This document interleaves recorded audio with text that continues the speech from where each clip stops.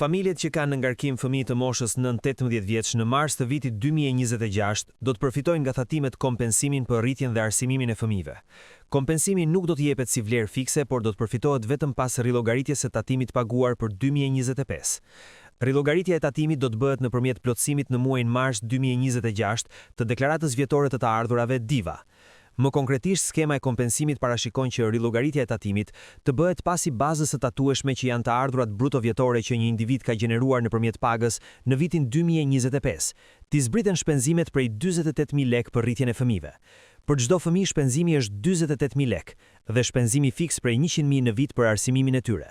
Pavarësisht numrit të fëmijëve, shuma e shpenzimeve të arsimimit është fikse.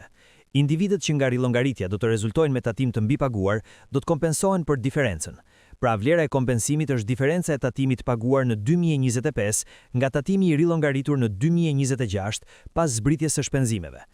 Ligji i ri për tatimin mbi të ardhurat parashikon hyrjen në fuqi nga viti 2026 të zbritjes së shpenzimeve prej 48.000 lek në vit për çdo fëmijë në ngarkim, për individët me të ardhura vjetone mbi 1.2 milion lek në vit dhe zbritje shpenzimesh për arsimimin e fëmijëve me vlerë 100.000 lek për individët me të ardhura deri 1.2 milion lek në vit.